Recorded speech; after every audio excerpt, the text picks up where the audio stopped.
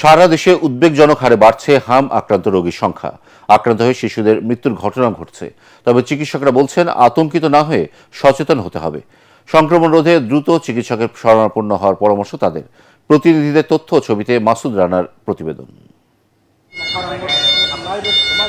সারা দেশে হামের প্রকোপ আশঙ্কাজনক হারে বেড়েই চলেছে। গত ২৪ ঘন্টায় সারা দেশে হামের উপসর্গ নিয়ে ৪ জনের মৃত্যু হয়েছে। এই সময় রোগটিতে আক্রান্ত হয়েছেন আরও ৬৮৫ জন। বৃহস্পতিবার স্বাস্থ্য ও পরিবার কল্যাণ মন্ত্রণালয়ের স্বাস্থ্য বিভাগ থেকে এক সংবাদ বিজ্ঞপ্তিতে এই তথ্য জানানো হয়। মাদারীপুর জেলার ৪টি উপজেলার বিভিন্ন এলাকা থেকে প্রতিদিনই হাসপাতালে আসছে নতুন নতুন রোগী।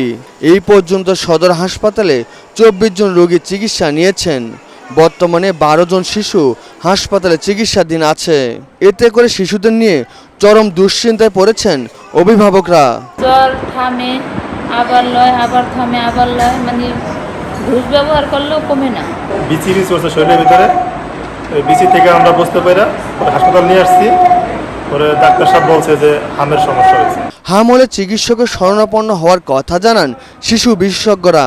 কোনো বাচ্চা যদি জ্বর হয়, জ্বরের সাথে যদি সারা গায়ে লাল লাল দানা দানা বিচি এরকম ওঠে এবং তার সাথে যদি চোখ লাল হয়, নাক দিয়ে পানি পড়ে এবং শুকনো কাশি থাকে, আপনার চিকিৎসকের শরণাপন্ন হন। হামের জন্য আমরা একটি আলাদা আইসোলেশন ওয়ার্ড খুলেছি এবং সেখানে আমাদের যে কনসালটেন্টবৃন্দ রয়েছেন তাদের তত্ত্বাবধানে আমরা সর্বোচ্চ সেবা দেওয়ার চেষ্টা করছি। হামের টিকা মজুদ থাকার কথা জানিয়েছেন সিভিল সার্জন। আমার জেলায় সর্বমোট ৫,৫০০ ভায়াল টিকা মজুদ আছে। এই টিকা দিয়ে আমরা এক ভায়াল দিয়ে ৫ জনকে টিকা দেওয়া যায়, মানে এটা দিয়ে আমরা প্রায় ২৫,০০০ প্লাস শিশুকে টিকা দিতে পারবো। রাজবাড়ীতে চলতি বছরে জানুয়ারি থেকে ৩ এপ্রিল পর্যন্ত হামের উপসর্গ নিয়ে ৩২ জন শিশু বিভিন্ন হাসপাতালে ভর্তি হয়েছে।